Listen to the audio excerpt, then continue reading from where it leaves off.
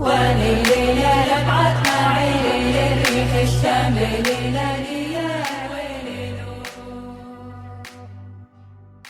يا صيدي الريقة ويلي. يا مساء الخير او صباح الخير عليكم حسب الوقت اللي بتسمعوني فيه. انا عمرو خاطر ودي سكة سفر. الحقيقة حلقة النهاردة الضيف بتاعنا مش محتاج تقديم، هي صاحبة مكان من مؤسسين البودكاست. معانا النهاردة فينوس نسرين سالم تاني. وبدل ما حد فيكم يتحسس مسدسه ويقول انتوا جايين تتكلموا في ايه النهاردة في وسط اللي احنا فيه، لا احنا النهاردة جايين نتكلم عن اللي بيحصل في فلسطين. نسرين نورتيني تاني النهارده. خليك اقعد والله منورة بيك. اهلا بيكي في البودكاست. آه مش عارف نبدأ منين. انتي شايفة الوضع بقاله اكتر من 100 يوم، 75 سنة و100 يوم، يعني بلاش نحكمها بال100 يوم اللي فاتوا. و والناس كلها زي ما انتي شايفة نفسيتها في الحضيض. فأول حاجة عايزين نتكلم عليها النهاردة، ازاي اللي بيحصل في فلسطين دلوقتي مأثر على الصحة النفسية للناس كلها حوالين العالم. والله احنا هنتكلم على الناس اللي هي فعلا متأثرة بالموضوع، م. لان احنا للأسف احنا المأثر فينا كمان ان في ناس كتير مش متأثرة، وناس كتير انها بتشجع الموضوع ده، وكأن في آه moral question حوالين حتة هل يجوز قتل الأطفال والنساء والcivilians ولا لا يجوز. فالموضوع بالنسبة لنا صدمة كبيرة. ناس كتير هتقولك احنا متعودين نشوف الكلام ده بيحصل كل شوية، بس لا المرة دي. وكمان خلي بالك كلمة التعود دي، ما هي برضو دي استراتيجي. إن طول 75 ولا الموضوع طول ازاي 75 سنة؟ لأن تعودنا، مش بنتكلم، مش عايزين نبقى بالظبط. مشغولين في حياتنا وبتاع. فخلينا نتكلم على الناس اللي فعلا متأثرة، م. ومتأثرين من ناحية يعني كل واحد فينا متأثر بالموضوع بطريقته. تمام. يعني في اللي هو متأثر اللي هو ازاي ده يحصل وحرام. يعني في ناس متأثرة من الناحية الإنسانية، في ناس متأثرة من الناحية الدينية، وفي ناس متأثرة من الناحية السياسية. فكل واحد جاي على الموضوع من ناحية. أنا عايزة أتكلم على الناحية الإنسانية بالذات، لأن دي أكيد كلنا مشتركين فيها، مهما تكون ديانتنا أو الثقافة بتاعتنا. فإن إحنا نشوف المنظر اللي بيحصل ده كل يوم. بص، على مدار التاريخ أول مرة في التاريخ إن إحنا نتفرج على إبادة جماعية لايف ستريمد على التليفون بتاعنا. طيب ده حقيقي.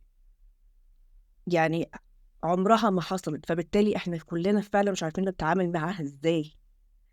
م. وده مش بس إحنا كعوام، إحنا بنتكلم حتى على الإكسبرتس مش عارفين يتعاملوا معاها إزاي. ده حقيقي. فإحنا نرجع للأصول أو نرجع fundamentals اللي هتكلم فيها أكيد. ف يعني أنا هتكلم كمان على هويتنا إحنا كعرب، كمسلمين، كمسيحيين، كيهود، كمان إحنا كعرب collective. إن إحنا نتفرج ونشوف ناس شبهنا، ناس زينا، أهالينا بيتعامل فيهم اللي بيتعامل. بيحصل internalization، وبيحصل عملية إن إحنا كأنه بيحصل لنا إحنا. بنشوف الأولاد اللي بتتقتل دي كأنها أولادنا إحنا، بنشوف الأم والأب اللي بيتذبحوا دول كأنهم أمنا وأبونا إحنا. في ظاهرة interesting كمان بتحصل في نفس الوقت وإحنا بنشوف الموضوع ده بيحصل. إحنا كتير مننا، يعني خلينا نتكلم على الاستعمار. أوكي. إحنا أظن بلا شك شايفين إن إحنا مش بس فلسطين مستعمر، يمكن الفلسطينيين أحر الناس فينا. بالظبط بالظبط بالظبط. إن هم واقفين وبيدافعوا وخلاص، already خسروا كل حاجة، هيخسروا إيه كمان؟ صح؟ م. إنما إحنا بنتفرج ومش عارفين نعمل حاجة عشان خايفين نخسر كل حاجة. م. أوكي. أنا طبعا مش هدخل في السياسة ومش ده مجالي، بس الكلام واضح. ف احنا الاستعمار عندنا شكله ايه؟ وهو اصله كمان very subtle. بيبان ان هو عندنا عقدة خواجة. بيبان ان هو احنا مش مقدرين اي نوع من انواع التعليم او المناهج الا اذا كانت جايه من انجلترا او يعني بريطانيه او امريكيه او فرنسويه. اوكي، احنا مستعمرين عقليا قبل ما وفكريا. نكون وفكريا قبل ما نكون مستعمرين باي شكل من الاشكال. مش محتاجين هم يجوا باسلحتهم وجيوشهم يقعدوا في بلادنا، مش محتاجين. احنا كفايه قوي ان احنا ما بنحبش نقدر اي حاجه ما فيهاش حد اجنبي، او ما نديش حاجه قيمه الا اذا كانت جايه من من فرنسا بره. او امريكا او انجلترا. فاهمين؟ ده عمل ايه في نفسيه العربي؟ خلينا نتكلم على مصر بالذات، مش هعمم، لان كل بلد لها سيكولوجي. هي حالتها الخاصة. فدي عملت فينا ايه كمصريين؟ احنا كشعب مش عارفين قيمه نفسنا as individuals كمان. يعني مم. مش حاسين ان احنا مهما عملنا كفايه. مش حاسين ان احنا يعني نسوى حاجه الا اذا سافرنا بره، اتعلمنا بره، او قدرنا ندخل اولادنا مدارس اجنبيه، وصرفنا دم قلبنا عليهم. يعني اللي هو كل حاجه مرتبطه بحاجه اجنبيه عشان نحس بقيمتنا. مم. فانا مش هتكلم طبعا على حته اللي هو احنا مش عارفين. يعني احنا المودرنيتي اتفرضت علينا، فاحنا we're trying to catch up. احنا مش عارفين حتى نكاتش اب ونعمل زي يعني نبقى مخترعين، نبقى مبدعين. بس طب ليه المصري بيطلع بره بيبدع؟ ما احنا لازم نفكر فيها دي برضه. مم. تمام. فاللي حاصل دلوقتي، أتمنى اللي حاصل دلوقتي هو حاصل فعلا لبعض الناس، بس يمكن مش كل الناس.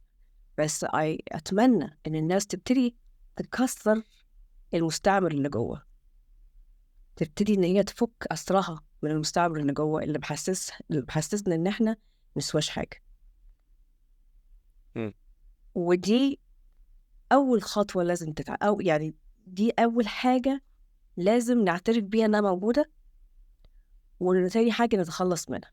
لأن مفيش حرية أو مفيش مفر من اللي بيحصل دلوقتي غير إن إحنا نغضب، وغضب يكون healthy rage. نغضب من نفسنا إن إحنا إزاي وصلنا للمرحلة دي وسكتنا على يعني حصارنا إحنا اللي جواني طول المدة دي. لأن بلا شك يعني أنت عارف، أنت مش ممكن هتسمع بودكاست بالعربي أو بالإنجليزي اللي هو عاملها إنجليز هيتكلموا عن الحتة دي، الحتة بتاعت الريسيزم، العنصرية، وأثرها النفسي على حب الذات والثقة في النفس والكلام ده كله. هتسمعها فين؟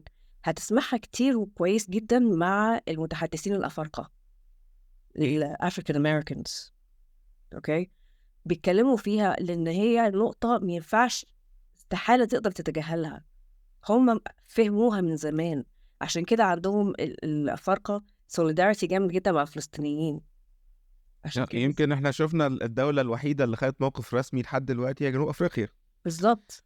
لا دولة لا عربية ولا مسلمة ولا اي حاجة، جنوب افريقيا هي اللي اتحركت. وجنوب افريقيا يعني ما نقدرش نقول عليها ان هي الدولة برضو القوية اللي هي مش خايفة تخسر كل حاجة. مهم. بالعكس، يعني حتى هو رئيسهم طلع اتكلم قال لك احنا اقتصادنا مش اقوى حاجة في الدنيا واحنا ممكن نخسر كتير، بس احنا لازم نتحرك. ليه؟ لانهم عاشوا ده وشافوه.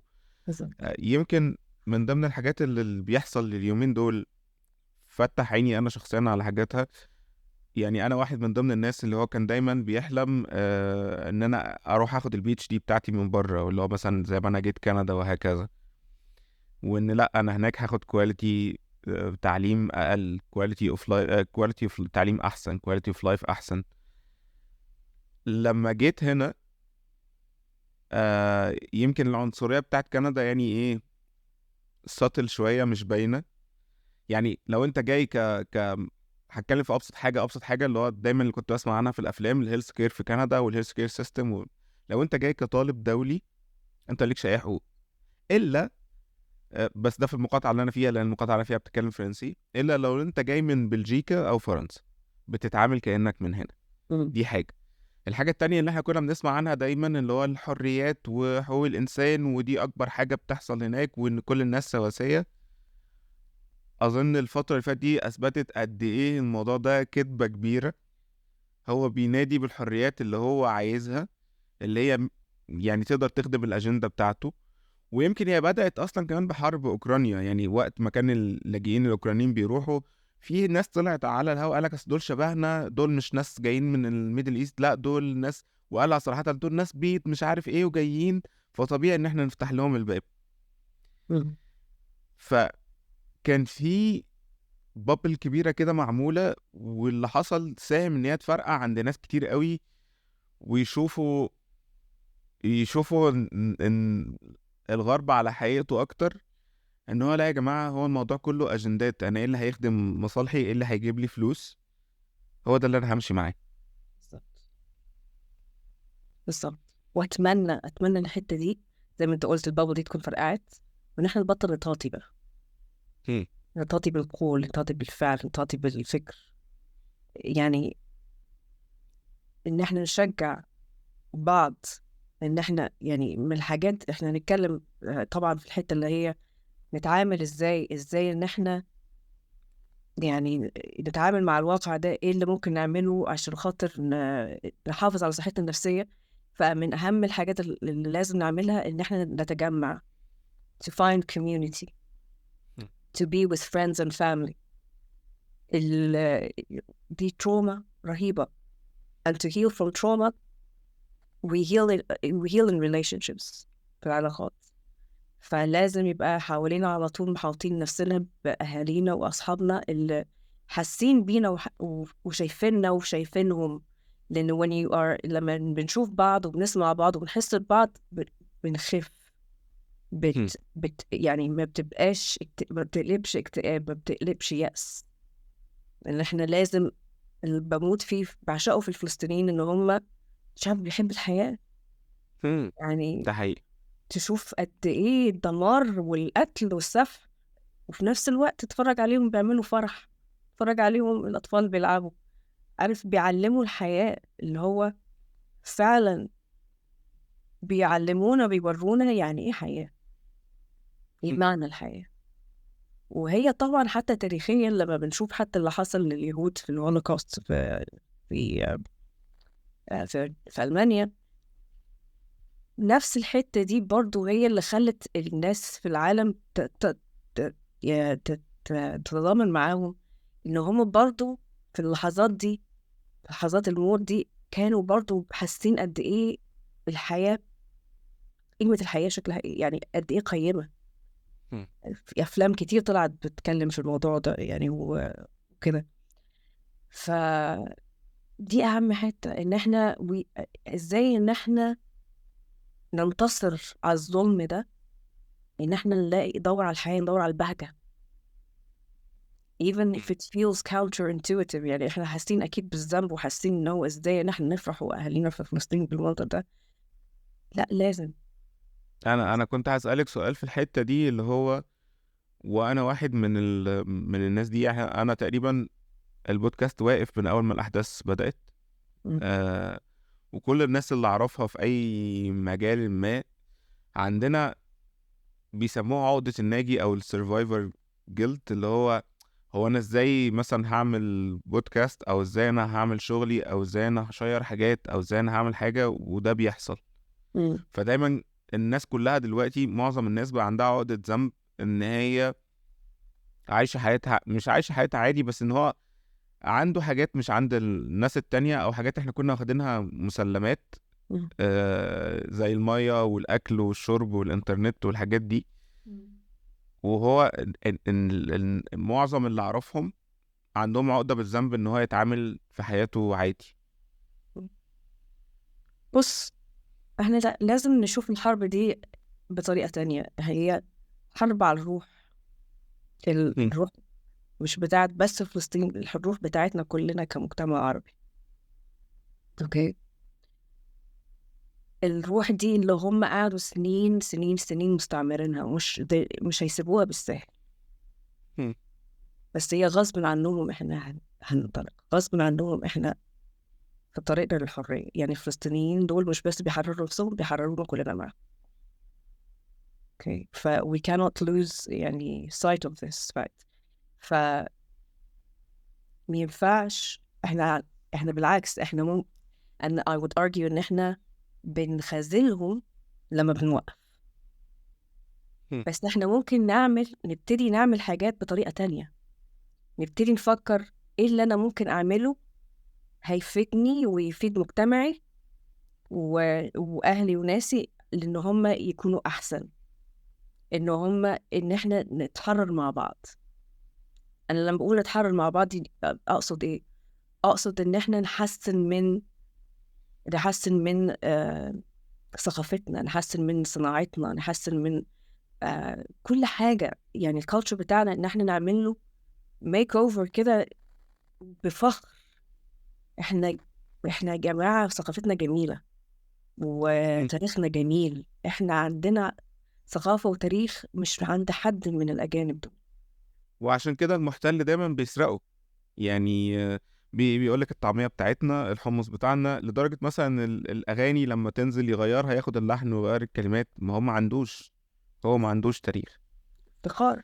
احنا لازم نرجع ندور على الغنى بتاعنا، ولازم نرجع نحييه تاني. اوكي، نشوف مزيكتنا نحسنها، نشوف افلامنا نحسنها، مسلسلاتنا عارف نعملها هادفة اكتر. كفاية بقى الهلس، كفاية الكلام بالظبط. الفارغ. يعني أنا دايما بفكر على البروباجندا اللي بتحصل عشان هم كويسين في صناعة الأفلام. فتلاقي ممكن يعمل فيلم عن قصة فيك أصلا، زي اللي هو دايما الامريكان سوبر هيرو اللي بينقذ كل الابرياء في العالم، بس هو بالنسبه له دول كلاترال دامج عادي يترموا. احنا لو عندنا مثلا صناعه سينما قويه نعمل، وهتبقى قصص حقيقيه بس تعرف توصل.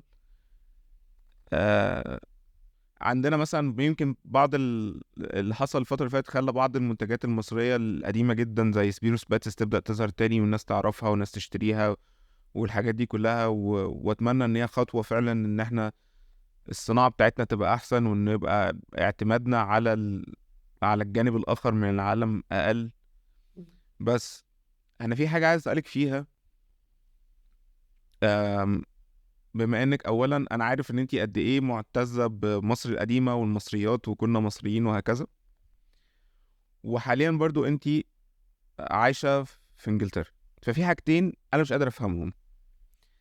أنا أقدر أفهم العنصرية اللي بتيجي من المواطن الأوروبي، أو إن هو شايف إن إحنا irrelevant. أو يعني انا مره كنت بتكلم مع ايام الاحداث بتاعت شيخ جراح، كنت بتكلم مع حد من السويد، فبقول له ان فلسطين دي كانت يعني موجوده، ما كانتش ارض فاضيه وكانت دوله فبيقول لا، يمكن كانت دوله بالنسبه لكم انتوا بس مش بالنسبه لنا احنا. فانا قلت لها يعني إيه مش ما هي دوله، يبقى انا ماليش دعوه انت اعترفتي بيها او ما كانت دوله وفي ناس عايشه. ده اقدر افهمه، يمكن هم ناس مغيبين شويه. لكن انا هتكلم على الناس اللي في مصر، اللي بعض الناس بتتريق عليهم، بتسميهم الكمايتة، ابناء كمت. اللي هو بعد يقول لك يا لو تحبوا بلدكم زي ما بتحبوا بلد الجيران. لا، انا مش عايز فلسطينيين يجوا عندي، انا مش عايز سوريين يجوا عندي، انا عايز بلدي تبقى احسن واحسن واحسن واحسن. ده جزء. الجزء التاني، يمكن احنا شفنا في انجلترا وزيرة الداخلية عندكم من أصل هندي، اللي إنجلترا طلعت عين الهند على مدار السنين وبتعنصر على الناس التانية. فدي أنا مخي مش قادر يستوعبها. إيه اللي يخلي حد طول عمره أصلا كان عايش في قهر وظلم يظلم ناس شبهه؟ يعني تفسيرها بسيط جدا على فكرة، اوكي. بس حتة الكيميتيين دي أول مرة أسمع عنها على فكرة. اوكي. أول لا، مرة. فايتك كتير. ما أعرفش إن فيهم كده، عايزة أتعرف عليهم. هبعت لك داتا عنهم كتير. بس في نقطة أنا هتكلم فيها في الحتة دي. خلينا صراحة مع بعض يا جماعة، إحنا كمصريين إحنا عنصريين. ده من زمان أوكي. في كل حاجة. وكما تدين تدان. هم. إحنا محتاجين نخف من المرض ده بصراحة. يعني أدينا شفنا الأفارقة أجدع مننا بكتير بمراحل. فعيب قوي. لازم إحنا نبتدي نثقف نفسنا كويس جدا ونفوق لأن إحنا على فكرة إحنا ليه بنكره؟ إحنا في أفارقة. أوكي. بالظبط. واكيد احنا اكتر بلد استعمرت في العالم على فكره، من ده كل حقيقي. الالوان كل الجنسيات. اشمعنى عملنا عقده مع الافارقه؟ على فكره الموضوع ده جاي من الغرب، يعني م. احنا بنقلدهم حتى في دي. م. يعني ما هو ده التحليل اللي انا بتكلم عليه، حرروا نفسكم وحرروا عقولكم من الهبل ده، من الامراض دي. نتكلم بقى على الانجليز اللي هنا، ومش بس اللي هي الهوم اوفيس سكرتري، بس انت عندك رئيس الوزراء اصلا كمان ريشي سوناك آه، هندي، هندي. وكمية الناس اللي في البرلمان اللي هم يا اما سود يا اما هنود من اصل هندي او من اصل افريقي كتير.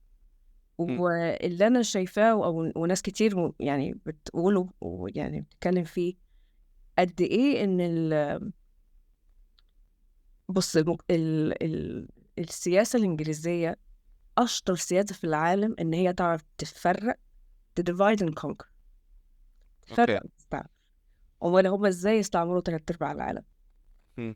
بلد قد كده أساسا مش باينة في الخريطة، أوكي، واستولت على أكبر الدول العالم. إحنا بنتكلم على أستراليا، كندا، أمريكا، م. الأرجنتينا، مصر، أوكي، مش هزار. they know what they're doing or they know until today. تمام، م. أمريكا بس الدراع الكبير بتاعها، they're doing the dirty work عشان بس يبقى منظرهم حلو. إنما م. أصلا مين المستعمر الأصلي؟ إنجلترا. اوكي. تمام. فمن التكتيكات أو من الاستراتيجيز الشاطر الذكية جدا إن هما يشغلوا appoint people from diverse backgrounds عشان يشوفوا يوروا العالم، شوفوا إحنا قد إيه متقدمين، شوفوا إحنا استحالة نكون ريس، إحنا استحالة يكون عندنا أجندة استعمارية. اتفرجوا الناس دي عشان توصل للي وصلت له أصلا المناصب دي، عملوا بمثابة إن هم باعوا روحهم للشيطان اللي هو زي م. باوستس كده.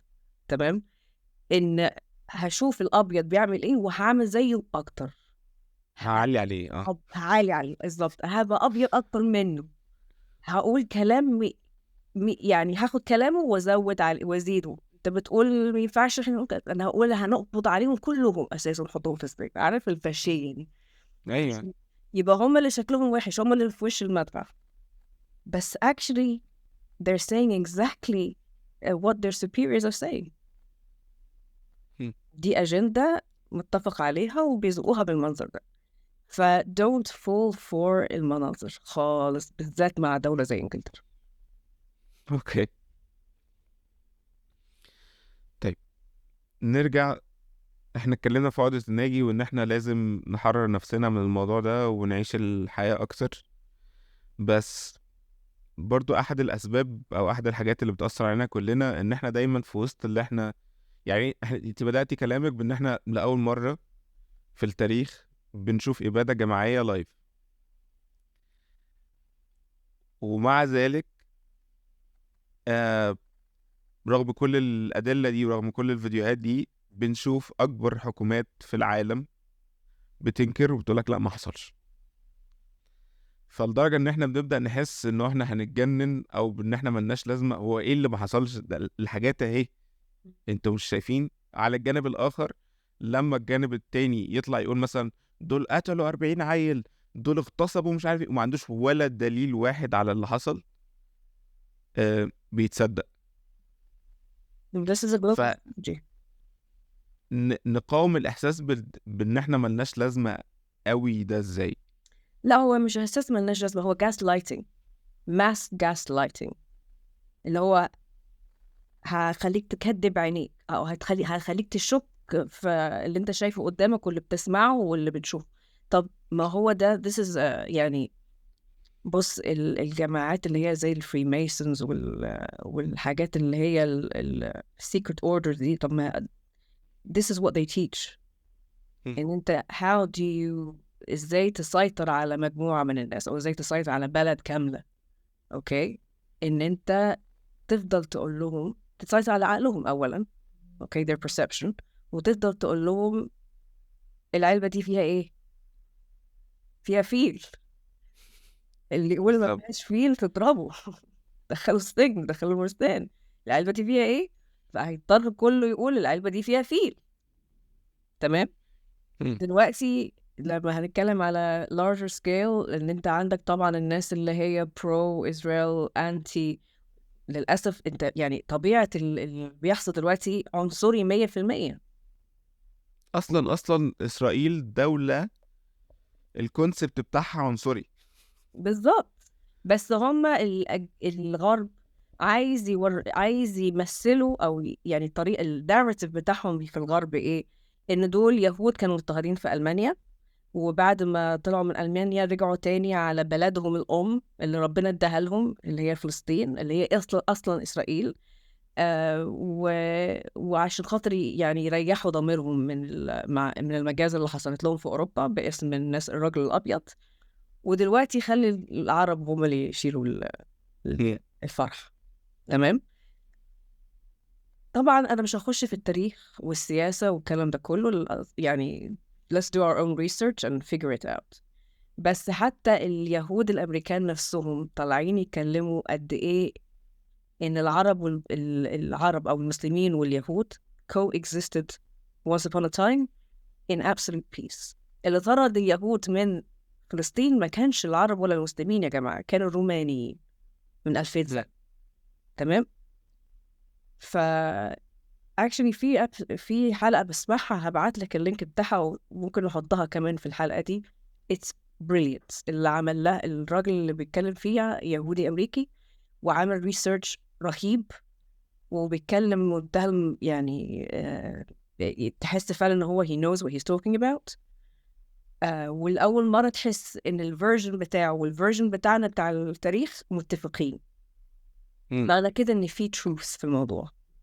اوكي. فمن ضمن اللي كان بيقول ان هو الرومان هم اللي طردوا اليهود، وبعد اللي حصل في اوروبا it's actually اللي حصل ان الاوروبيين مش طايقين اليهود. بالظبط، هم يعني الاوروبيين هم اللي طردوهم من اوروبا.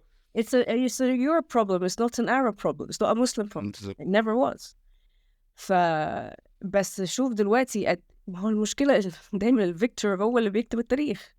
فعايز وشوف احنا الاضطهاد ضد العرب والمسلمين بقاله كام سنة، بقاله decades. وهو الموضوع ده انت لما تسمع تقرا كتب وتسمع البودكاست اللي هبعتها دي، تشوف قد ايه دي خطة محكمة من اكتر من 100 سنة ماشية كده ببرمجة معينة. تمام.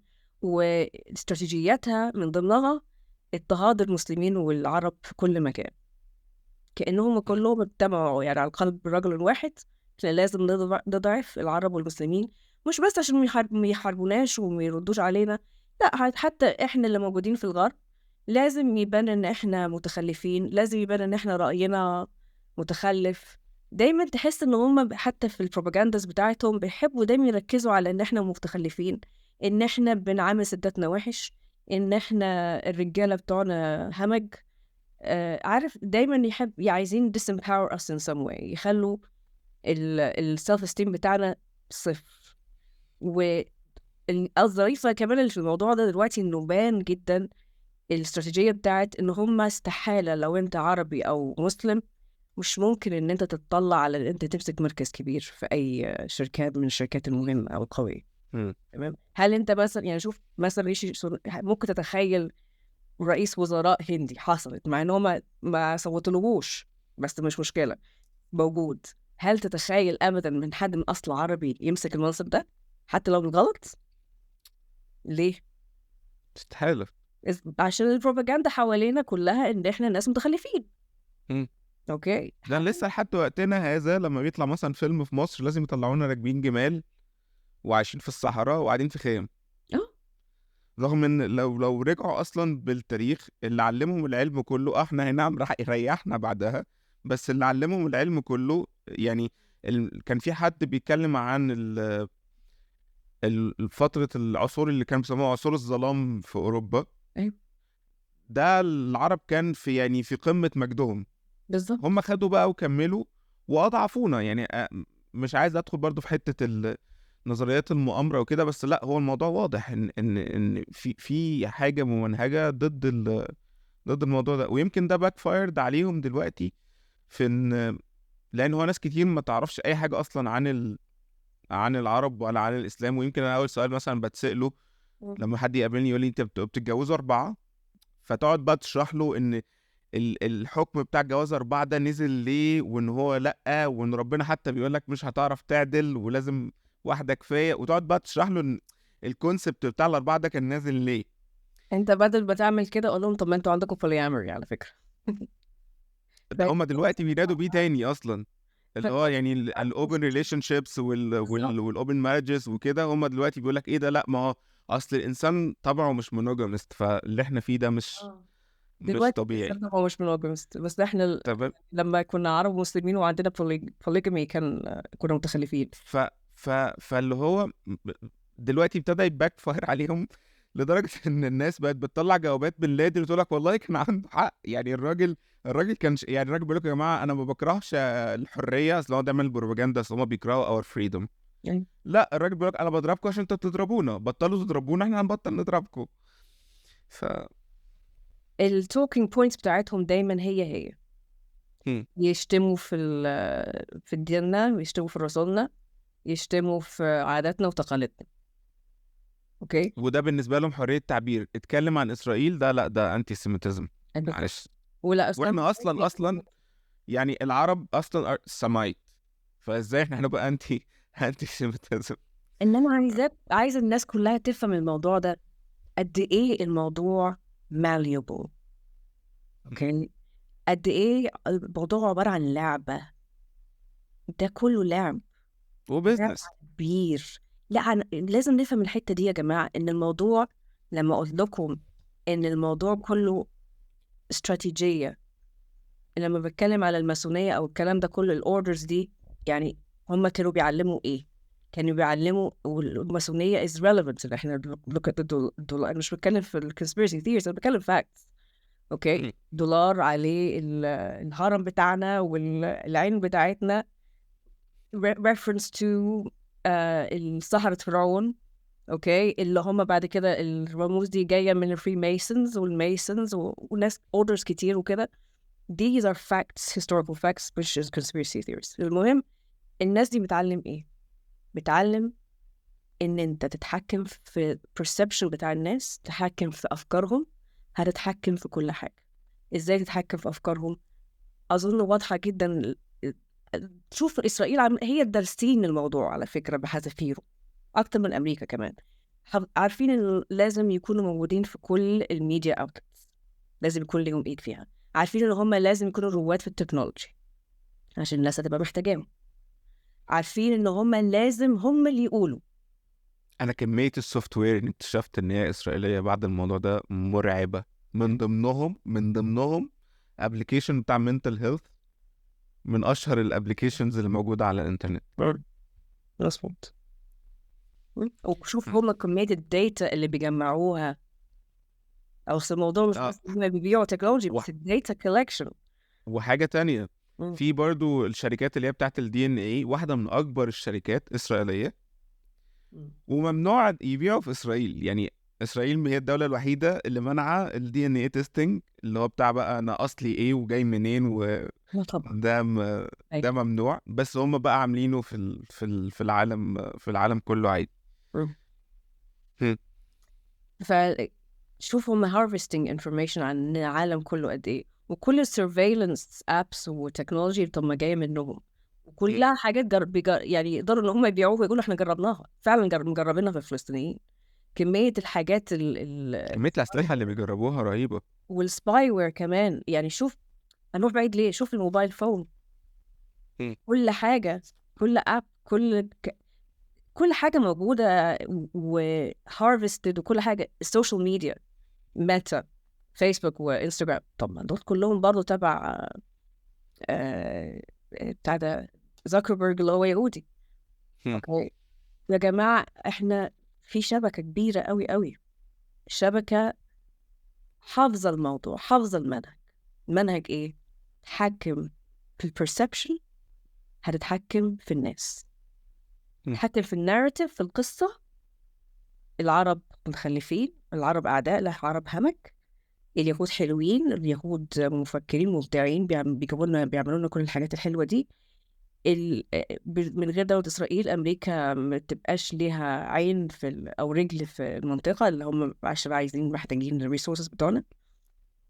ف هم من ضمن الدعايه بتاعتهم اصلا اللي بيحطوها في اوروبا انه احنا خلي بالك احنا لو انتهينا هم هيجوا لكم. هم مين اللي هيجوا لنا؟ يا ما هو احنا اللي حاشين العرب عنكم. لا احنا اللي بنحافظ على الحضارة الغربية. بالظبط. طب معلش، هي الحضارة الغربية هو جينوسايد بيحافظوا على امريكا نفسها قايمه على جينوسايد. بالظبط. امريكا وكندا واستراليا قايمين على جينوسايد. عشان كده بيشجعوا اللي بيحصل، عشان عارفين إن في الآخر ليه مصلحتهم. وكمان في نفس الوقت انت تشوف كمان السيكولوجية بقى، الناس اللي هي قايمين على الجينوسايد. فدولة زي أمريكا اللي هي موتت 50 مليون نيتيف أمريكان، وبنت دولة على جثثهم وعلى عظامهم. شوف الخوف قد إيه لغاية النهاردة مزروع فيهم، إن هما بيتهيألهم إن الناس جاية تهجم عليهم، إن الناس عشان كده كل واحد مسموح له بمسدس defend themselves، إن هو لازم أحمي نفسي. شوف ال national security to what extent they go. شوف هم قد إيه بيروحوا South America دي كلها اغتصبوها إزاي، إن هم حطوا رجالتهم فيها، متحكمين في العالم كله بالمنظر ده. في كتب كتير مكتوبة يعني في الموضوع ده. الموضوع مش سر، الموضوع معروف إن هم الاستراتيجي بتاعتهم يضعفوا العالم ويفضلوا هم أقوياء عشان يحموا الناشونال سيكيورتي بتاعتهم. ده شغلهم الشاغل بس. تمام. فالواحد لما يبقى عنده الخوف ده كله بعد ما انا موتت الناس دي كلها، هبقى عايش بقى في رعب. فالرعب ده يخليني ان انا على طول حاسس ان انا لازم اروح اموت حد، عشان انا خايف حد يجي يموتني. فانا اهجم قبل ما عمري ما اتحط في موقف دفاع. تمام. شوف كمان الإسرائيليين، طب ما هما برضو they survived the genocide مش من مدة طويلة على فكرة. أقل من as they committing a new one. they're committing a new one. وتحس قد إيه الموضوع مرض. يعني إزاي أنت ممكن تكون يعني عشرت الموضوع، وإذا كنت أنت ما عشرتوش يبقى أكيد أبوك وأمك عشروه، ولو هما ما عشروش أكيد جدك وجدتك عشرته. حتة اللي هو إن أنت كنت في أي حتة في الشارع ممكن تتذبح قدام أهلك عشان بس إن أنت يهودي. إزاي النفسية دي ترجع تعمل كده في حد تاني إلا إذا كانت severe trauma projection. أنا مش شايف قدامي فلسطيني، أنا شايف قدامي واحد ألماني كان هيموتني لما كنت، ودلوقتي فرصتي عشان أموته. وبرضه عايش في دور الضحية طول الوقت. واللعب على المسميات زي ما انت قلتي، يعني إسرائيل مسميها جيشها جيش الدفاع. بالظبط. which is nonsense. بالظبط. وأمريكا مفهمة شعبها إن إحنا بنكرههم عشان حريته، في حين أظن الموضوع دلوقتي واضح زي الشمس إن هم ما عندهمش أصلا حرية ولا ديمقراطية. لا. دي ويمكن في ناس يعني في ناس تاخد بالها دلوقتي إن أنت أمريكا من أسوأ الدول في العالم في موضوع الهيلث كير سيستم. ربع الفلوس اللي بتدفعها لإسرائيل كفيلة إن هي تخلي الشعب الأمريكي ده يعني من أكتر الشعوب رفاهية في الموضوع ده. أيوة. ويقضي على الناس الهوملس اللي في الشارع وكل الحاجات دي ممكن تتحل. بس يقول لك لا والله احنا ما عندناش فلوس، بس عندنا فلوس ندعم قتل ناس تانية عشان مش شبهنا في الجانب الآخر من العالم. بالظبط. بالظبط. بتحس إن في مرض في الموضوع. مرض يعني يمكن لسه الكتب ما اتكلمتش عنه، لأن احنا أول مرة نشوفه بالحجم ده.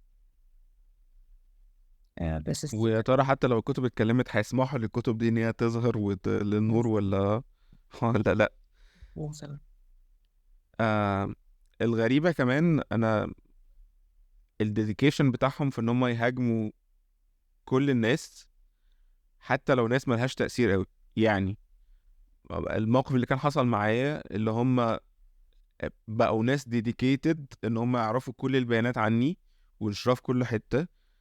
ما انستجرام جوت هاكت، اكتر من 2500 ايميل اتبعتوا للجامعه، منشن للجامعه على كل حاجه في البتاع. ولما الجامعه ردت، يا جماعه اولا الطالب كاتب ده على بروفايله الشخصي، ثانيا مفيش اي حاجه هو قالها يعني بتنتهك معايير الجامعه، ما سكتوش. وشايف ناس بقى في الكومنتات، انا هكلم مش عارف مين، هو هيروح لهم الجامعه، انا اعرف دكتور في الجامعه هو مش هيسمح بالموضوع ده يحصل. وفي الاول وفي الاخر معلش، انا واحد اصلا كل اللي عندي 1500 فولور، 90% منهم عاملين فولو عشان البودكاست. فاللي هو انا يعني ما توصلش لدرجه ان صحفي في اكبر صحيفه في اسرائيل عنده 450 الف فولور باين ولا ما اعرفش كام، بيتويت بياناتي الشخصيه. مم. ما هي دي استراتيجي.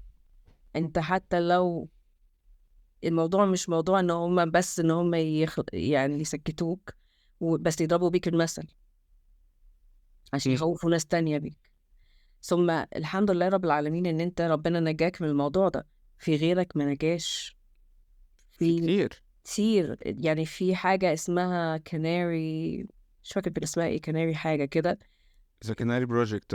كناري بروجكت، من سنين مش من دلوقتي، من سنين، وهم بيراقبوا ناس، بيراقبوا بالذات أكاديميين وانتلكشوالز وكده، أي حد بيتكلم عن القضية الفلسطينية برو بالستاين بيحطوه في كاتيجوري كده unemployable و unemployable حتى وكمان لو مثلا مقدم على جامعة ولا حاجة ما ياخدوهوش. ده بيحصل ورانا من سنين واحنا مش واخدين بالنا. فالموضوع كبير يا جماعة، الموضوع كبير جدا. دلوقتي الواحد يقدر يفهم الاستراتيجي الممنهجة، البرنامج الممنهج كده اللي اتحط علينا من سنين، والديزاين ان هو يحبطنا ويحسسنا ان احنا ولا حاجة، وهيحسسنا ان احنا في عندنا حتى جيلت، ان احنا يعني بالذات بعد اللي حصل بعد 9/11 وكده، في كتير مننا حسوا بجيلت اللي هو ازاي ان احنا يتعامل كده باسمنا. اوكي، ما حدش طبعا يحب ان هو يبقى connected للطريقة دي. فدلوقتي احنا ممكن نفوق شوية ونشوف قد ايه ان احنا اتظلمنا actually، ان احنا كنا a pawn in a game designed to um, to uphold certain powers or to disempower us completely. فلازم دلوقتي ان احنا نبتدي to reverse this impact. احنا نعمل reversal اللي حاصل ده، and it starts with self-love.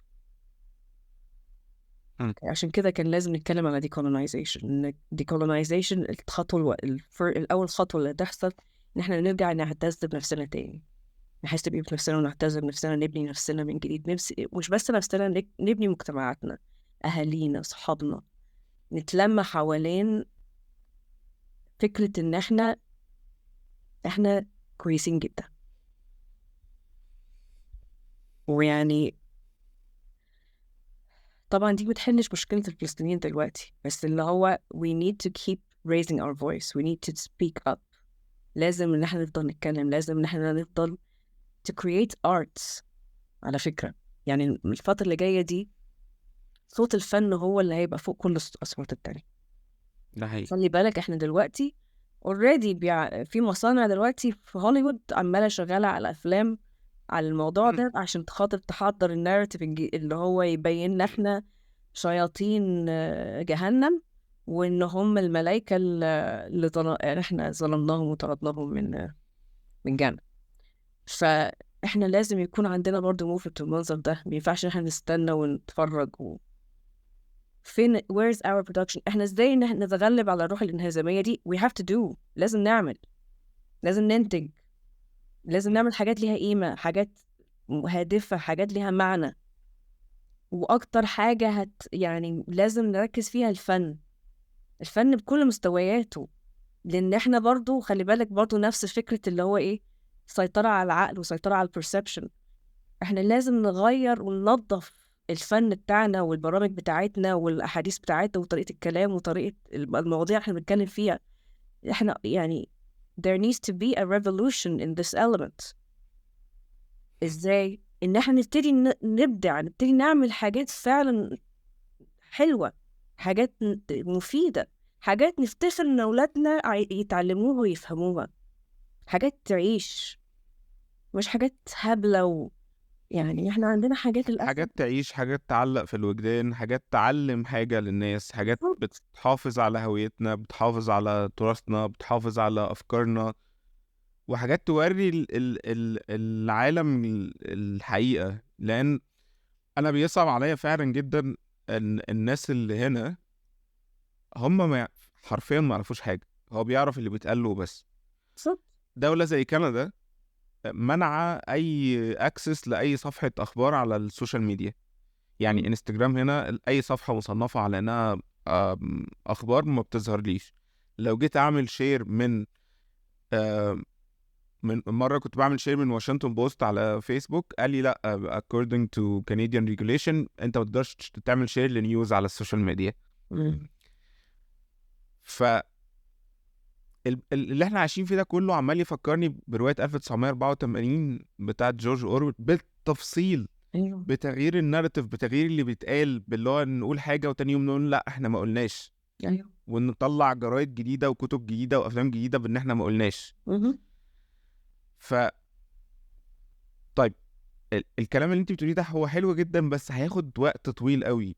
ايه احنا دلوقتي نبدأ نعمل ايه؟ الناس اللي هي حاسة بانهزامية غير مبررة، حاسة بان هو قد ايه احنا مفيش في ايدينا حاجة. وطبعا هو الحاجة المهمة اللي ثبتت ان هي مهمة دلوقتي ان انت ما تبطلش تتكلم، ما تبطلش تعمل شير. لان زي ما احنا شفنا جنوب افريقيا لما جت تعمل الكيس بتاعتها كل الحاجات دي اتحطت كايفيدنس. مش بس كل كده، الحاجات دي الأجانب، يعني أنا عشان خاطر عندي followers أجانب كتير ابتدوا يفهموا الموضوع. يعني إن هو our perspective is important، وكان نظرنا مهمة جدا عشان خاطر الأجنبي اللي هو مش عارف أصلا إيه الحكاية يشوف، يعني هو شايف المينستريم بتاعهم بيقول إيه، وشايف اللي إحنا بنقوله إيه والأثبتة والبراهين، فبالتالي بيفوقوا، الناس بتفوق. إحنا دلوقتي عندنا في إنجلترا المينستريم ضد اللي بيحصل ده تماما، ودي في حد ذاتها إنجاز رهيب رهيب، لأن أنت متعرفش هنا الميديا عاملة إيه. أنت لما تروح تشوف الجرايد على الفرونت بيج ولا كلمة فلسطين ولا غزة في أي حتة، وأخبار هبلة. لا يعني اصلا عندك حاجه زي البي بي سي اللي هي من اكبر الحاجات اللي في يعني المؤسسات الاعلاميه في العالم. أيوه لما بينشروا خبر ان حد اسرائيلي مات بيقولوا killed فلسطيني died، هو مات يا جماعه، يعني السر الالهي طلع، نعمل له ايه؟ بس كان الميزة هنا في إنجلترا إن موضوع زي ده، أنا كنت شخصيا لما كنت بشتغل مدرسة في المدرسة كنت في المنهج حاطه لهم الأمثلة دي، البي بي سي بتعمل إيه، وأقول لهم شوفوا البي بي سي بتعمل إيه، والبي بي سي بتعمل إيه، وتعالوا ننتقد أسلوبهم. الكلام ده كنت بدرسه لعيال عندها 13 سنة. فأوريدي هم هنا الأطفال بيطلعوا critical thinkers، ومش عارف، وما بيثقوش على فكرة في المينستريم بتاعهم أصلا، وما بيثقوش أصلا في الحكومات بتاعتهم، متأسسين من الأول على كده. فطبعا في ناس they don't care لأن في privilege. why should I give up my privilege؟ وأنا هعمل نفسي إن أنا بني آدم كويس وعشان خاطر أبقى ضد العرب، المهم أهم حاجة، وبالتالي ضد إساءتهم لليهود. وساعات الموضوع حتى they don't care إنه هو اللي بيحصل لليهود، بس هو المهم يبقوا ضد العرب والمسلمين، لأن العرب والمسلمين متخلفين ولازم نخلص عليهم كلهم. فعايز أرجع تاني لكلمة حتة الفن. أنت بتقول هتاخد مدة طويلة، خليها تاخد مدة طويلة. هتاخد مدة طويلة، خليها تبقى strategy for the next 1000 years على فكرة. أوكي، لأن المواضيع دي بتاخد وقت، التنظيف ده بياخد وقت، وما ينفعش ان احنا to give up ونقول بس الموضوع ده ياخد مدة طويلة. خليه ياخد مدة طويلة، عايزينه ياخد مدة طويلة، عايزينه يعيش مدى الحياة. احنا لازم نخطط لمستقبل بلدنا وأولادنا زي ما الناس دي خططت لمستقبل أولادهم، بلدهم وأولادهم ونجحوا. تمام. احنا ناقصنا ايه؟ والله العظيم ما ناقصنا حاجة. عندنا الإبداع، عندنا المخ، عندنا العضلات. ماشي، يمكن الفلوس قليلة بس there is innovation، في إبداع عندنا، بنلاقي 100 طريقة وطريقة. مجرد ان الواحد يبقى معاه تليفون ده ممكن يعمل بيه حاجات جميلة جدا. في ناس تعمل افلام حقيقي. كاملة عن طريق التليفون، بجد ملناش حجة. مم. تمام. الفن، الفن، الميديا، دول لازم يكونوا اهم حاجة نشتغل عليها، ان احنا ننشر ثقافتنا، ثقافة بناءة لنفسنا ولأولادنا ولمستقبل بلدنا. مم. كفاية انهزامية، كفاية حاجات بتخلي المخ الواحد يصغر، يعني بيقلل من قيمة الواحد بس لمجرد انه يسمعه. ولازم كمان ان احنا to put الفنانين بتوعنا responsible accountable في الحتة دي. مينفعش ناس، في فنانين كل فلوسهم معمولة من أفلام هبلة بيعملوها ويطلقوها على الشعب. مينفعش. we have to hold people accountable لمستوى الفن. أمال هنرتقي ازاي؟ احنا الحمد لله عندنا فنانين كتير زي الفل، وعندنا فنانين بصراحة معرفش ازاي وصلوا للمرحلة دي. واحنا محتاجين ان احنا مش حتة حرام وحلال ومش عارف ضد مش، لا، دي حاجات دي طبيعية وبديهية. انما انا بتكلم على حتى مستوى الكلام، الكونتنت بتاع الكلام. احنا بنعلم الناس ايه؟ احنا we need to be more intentional about this. مش ان احنا نتحكم في الناس، بس اللي هو انت كده كده بتذيع حاجة هتأثر عليهم، طب ما تأثر عليهم بطريقة بالظبط. إيجابية بدل ما هي حاجة سلبية. فاحنا محتاجين نربي حتة intentionality دي much better. العالم كله فاهم الحتة دي، كل حاجة بالintention، كل حاجة بالنوايا. احنا عندنا في الدين يقول لنا إنما الأعمال بالنيات. فعلا أصل كل حاجة هي النية. شوف، انوي ان انت تعمل حاجة بناء، حاجة positive، حاجة تفيد الناس، وابعد عن الحاجات اللي يعني مش هتجيب تودي، بالعكس هتأذي. مم. طيب انا كنت هسألك ازاي يبقى عندنا نظام كوبينج ميكانيزم صحي. اعتقد دي اول خطوة من ضمن الحاجات، ان هو ابدأ اعمل حاجة، ابدأ انتج حاجة، ابدأ اكتب حاجة. في ناس كتير بصراحة في الفترة اللي فاتت ابتدت تعمل زي افلام قصيرة كده، ان هو بيجمع الحاجات بطريقة معينة ان هي تبقى مناسبة للناس اللي بتتفرج اليومين دول. الاتنشن سبان بتاعها الحمد لله كلنا الاتنشن سبان بتاعنا دلوقتي ضايع. فانت يونيد، انت محتاج تاخد تركيز اللي قدامك في اول 5 ثواني او 10 ثواني اللي انت بتعمله، والا خلاص هو مش هيكمل. ففي ناس ابتدت تعمل ده اوريدي، في ناس ابتدت تترجم حاجات وتعملها، في ناس ابتدت تطلع اغاني قديمه سواء من التراث الفلسطيني، او حتى في اغنيه سويديه من، يعني رغم انا ما بفهمش سويدي، بس الاغنيه دي انا عرفت ان هي معموله في السبعينات وعظيمه جدا الاغنيه. ابتدت تطلع تاني. ف ايه تاني ممكن نعمله غير يعني عشان نسبورت بعض في اللي بيحصل دلوقتي؟ لان احنا احنا دلوقتي في حالة تروما جماعية من اللي بيحصل. فازاي نسبورت بعض؟ في ناس مثلا، برضو في سؤال تاني عايز اساله لك قبل ما انساه.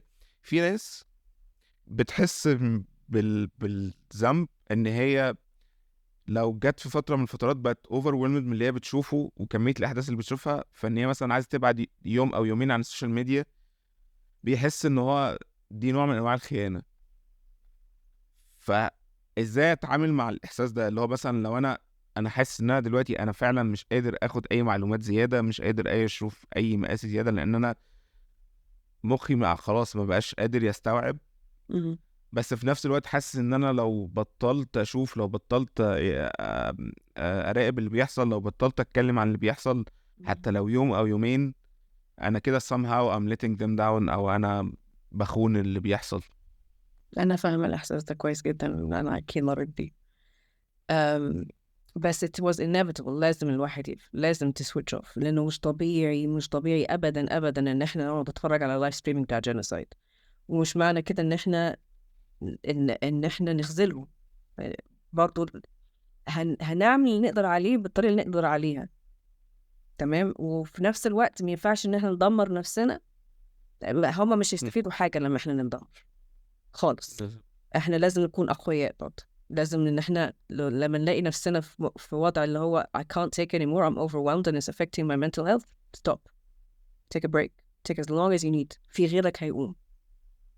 الثق تماما ان ربنا سبحانه وتعالى مش هيسيب الشعب ده، ان هو في ناس في العالم عمرها اصلا ما كانت تعرف اصلا الموضوع وقامت وفات. ده تمام. حقيقي. ربنا كبير، ويعني احنا مش يعني الواحد مش عارف يقول ايه، الكلام مات بجد. بس يعني ربنا عالم قد ايه ان الواحد فعلا حاسس قد ايه بالغضب، وحاسس قد ايه ان احنا خازلين الشعب الفلسطيني، ونفسنا نعمل اكتر. بس حقيقي مش بايدينا. اللي بايدينا خلينا نعمله. ايه اللي بايدينا؟ خلينا واقعيين. ايه اللي بايدينا اللي مش هيودينا في داهية، اللي مش هيموتنا، اللي مش هيدمر صحتنا؟ مش جنر. دخلنا السجن في بعض البلدان العربية. مش عايز اقول صوت عالي بس yes thank you. ف there is no point in fighting the system.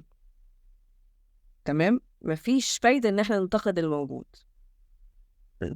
ممكن ننتقد الغرب لان بصراحة يستاهل، بس حاجات تانية صعب ان احنا ننتقدها في الوقت الحالي. بس اللي احنا نقدر نعمله ان احنا نبني، نعمل حاجة، create something. مش المسدس مش اقوى حاجة يا جماعة. اقوى حاجة الكلمة. امال ليه هما البروباغندا؟ على فكرة هما يعني بياخدوا ضربات جامدة جدا في فلسطين لغاية النهاردة، مش عارفين يحققوا أي أهداف ده حقيقي. بتاعتهم خالص. وسبحان الله لما الفلسطينيين بيشتغلوا بإيه؟ هم اللي بيصنعوا الرصاص بتاعهم، هم اللي بيصنعوا كل حاجة، ما حدش بيديهم حاجة. تمام. إيه الأقوى من السلاح؟ القلم، الكلمة. أوكي، الصورة اللي بتتكلم أكتر من 1000 كلمة. عشان كده بقول لو عايزة كل المستمعين يفهموا الحتة دي، الفن هو المفتاح المستقبل. الفترة الجاية اللي احنا جايين عليها دي فن، اللي بتيجوا create، ابدعوا، فكروا انا ايه اللي ممكن اعمله، ايه اللي في ادواتي، في السكيلز بتاعتي، في الجيفتس بتاعتي، ايه اللي انا ممكن اعمله يفيد، حتى لو ما كانش هيفيد الفلسطينيين directly، هيفيد اللي حواليا، يفيد اهلي، اخواتي، صحابي، اولادي، ابويا وامي، مجتمعي، جاري. تمام. ايه اللي ممكن، ايه اللي بدي فعلا اعمله ان انا افيد الناس اللي حواليا، افيد نفسي. وطبعا لما افيد الناس حواليا انا كمان هحس براحة، هحس باطمئنان. انت عارف اكتر حاجة ممكن يعني اشجع عليها ان هي فعلا بتساعد؟ اعرفوا فين الاماكن اللي بيعبوا فيها الحاجات عشان خاطر يودوها غزة. اي نعم مش بيوصلوا حاجة للأسف، بس يعني على أمل إن هما يوصلوا. أكتر حاجة كانت بتريح الواحد نفسيا لما كان بيروح يساعد في التحميل، يعبي ويحمل في الكراتين عشان تروح بالعربيات. فطول ما احنا بنعمل حاجة هنحس يعني إن احنا كويسين، وهنعمل أكتر. نفسيتنا هتكون كويسة وهنعمل أكتر وأكتر. إنما هنقعد ونكلم نفسنا ونعيط وندب ونقول مفيش بإيدي حاجة أعملها. This is exactly what they want you to feel, to disempower you and make you feel small and useless and worthless. الطريقة الوحيدة اللي احنا هنهزم اللي بيحصل ده، هنهزم الاستعمار ده، إن احنا نرجع عزة نفسنا تاني بكل الطرق، بالانفرادية والجماعية، وننتج حاجات نفتخر بيها. نبتدي بقى culture جديد يا جماعة. This is our opportunity بجد. وعلى فكرة عمرها ما هتيجي تاني، مش تبقوا عارفين. 20 سنة جايين دول الحد الفاصل ما بين إن إحنا نفضل زي ما إحنا، وهنفضل ننزل لتحت كمان. إن إحنا actually إحنا مش فاضيين ما فيش حد بيفضل زي ما هو، يا إما بينزل يا إما بيطلع. ما فيش حاجة straight في العالم كله، في الكون كله. If it's straight you're dead. بالضبط. You're under the ground. 20 سنة جايين دول يا إما هنبني لنفسنا شخصية جديدة وتراث جديد نفتخر بيه والعالم ياخدنا seriously وباحترام، يا إما هنفضل زي ما كنا. فكل واحد يختار you wanna be part of this ولا اعتقد دي نقطة مهمة جدا نقف عندها، والكلام ما بيخلصش. انا عايز نعمل حلقة تانية عن الموضوع، بس هو زي ما انتي قلتي احنا قدامنا فرصة ذهبية دلوقتي. اكتر حاجة توجع العالم ده هو الفلوس، واحنا مش مدركين ان احنا حجم الماركت اللي احنا موفرينه له. بالظبط احنا لو قدرنا في خلال الفترة اللي جاية دي نقف على رجلينا، نعمل حاجاتنا احنا، نعمل انتاجنا احنا، نعمل البرودكتس بتاعتنا احنا، ونستغنى تدريجيا عنه تماما، هو اللي هيقع لوحده واحنا مش محتاجين نوقع.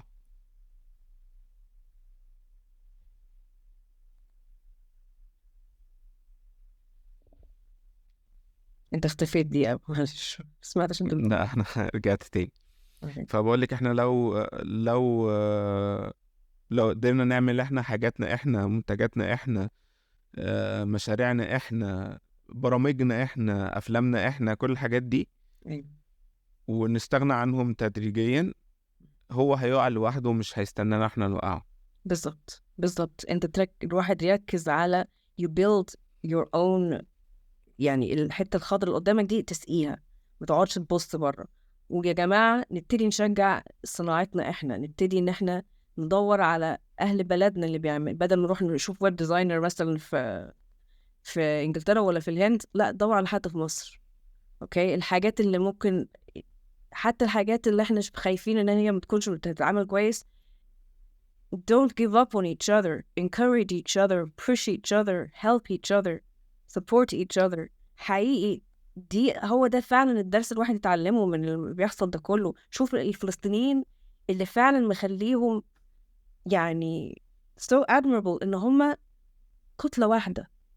ده حقيقي، ده حقيقي. وزي ما انتي قلتي، لو المنتج مش عاجبك دلوقتي، انت بدعمك ليه لما تشتريه اكتر، لما تاني. ما خلي بالك يا جماعه هو المنتجات وحشه عشان ما حدش بيشتريها، فالراجل يعني بيصرف المينيمم عشان ما يخسرش برضه. لكن انت لما تشتري وهو يبدا يدخل له اكتر، هيبدا يطور من المنتج بتاعه، هيبدا يطور من المكن بتاعه، هيبدا يطور من المصنع بتاعه، فالكواليتي هتعلى تدريجيا. يعني مش من اول مره. انت عايز القهوه اللي بتتعمل بقالها 50 أو 60 سنة بستاندرد معين، مش من أول مرة هتيجي تعملها عندك هتطلع بنفس الحاجة. فينوس أو نسرين، انت نورتيني النهاردة. حابة تقولي حاجة في الآخر؟ أنا عارف إن انت كان في حاجة عندك عايزة تعليني عنها، ولو عايزة تقولي حاجة برضو في الآخر. شكرا يا والله أنا يعني بكرة الصبح بدري هعمل لونش لمدرسة جديدة أونلاين اسمها بيت حتحور، وفيها يعني هرجع تاني شغلتي كمدرسة. إن أنا حاسة إن إحنا يعني مش بقول لك إن إحنا we need to create ومحتاجين نبدع ومحتاجين نعلم الناس و to support each other as a people. ف this is my contribution المتواضعة، إن أنا كثيرابيست وكبرضو عالمة في علم النجوم وكده والأسترولوجي، اللي الناس ممكن كتير تفتكر ده كلام فارغ، بس actually حتى في القرآن بيقول فلا أقسم بمواقع النجوم وإنه لقسم لو تعلمون عظيم. فليه علم، والعلم ده كان أول ما البني آدم فهم يعني إيه سايكولوجي أصلا.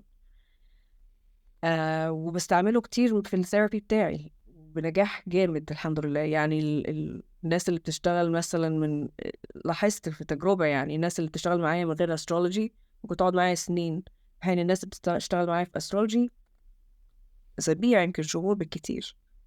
فبيفرق جامد إن الواحد يفهم هو مين، يفهم هو حياته إيه، الانرجي، إيه الطاقات اللي بتتحكم فيها، إيه الظروف، إيه الثيمز اللي موجودة حاليا وإزاي يتخطاها، وإيه اللي موجود مستقبلا اللي ممكن الواحد يطلع له ويبني عشانه. بتفرق كتير قوي قوي قوي لما تعرف الماء بتاعت حياتك. وكمان عشان بس يعني نقطة كمان، اللي هي انت لما تبص على الحضارة الصينية او الحضارة المصرية او الحضارة الماين ساوث امريكان، كلهم كان فيهم استرولوجي. وكانوا حضارات عظيمة. بلاش ان احنا نفتكر ان هي حاجة هبلة او حاجة خرافات. بالعكس، هو علم جميل جدا. وانا البرنامج اللي انا ان شاء الله هطلقه بكرة يوم 21 يناير هتكون مدرسة هنخش ونتعلم المنهج شوية شوية كده. ونيتي، مش بقولك كل الأعمال بالنيات، نيتي إن to empower، إن أنا أحسس كل حد يجي إن هو إنسان قوي، إنسان قادر، يعرف قيمة نفسه، يبقى عنده عزة نفس، يبقى عنده قدرة على إن هو يشفي نفسه بنفسه، self healing. كلنا عندنا القدرة دي، بس إحنا يمكن تهنا في الحياة وتهنا في الاستعمار. نيتي إن إحنا decolonize بقى، time to be free. فأشكرك إن أنت خليتني أتكلم عن الموضوع ده، وأتمنى إن كل حد يجي يتعلم. يعني أكون ان شاء الله. يعني اظن احلى كلمة نفصل بيها اللي هو time to be free، time to be free من كل حاجة. نسرين، انتي نورتيني كالعادة، وان شاء الله ما نتأخرش في الحلقات الجاية. مبسوط ان احنا اتكلمنا النهاردة، ويا رب كلامنا النهاردة يفرق مع حد من اللي بيسمعنا. واشوفكم على خير يا جماعة. دي انا عمرو خاطر، ودي كانت سكة سفر. اشوفكم على خير الحلقة الجاية ان شاء الله.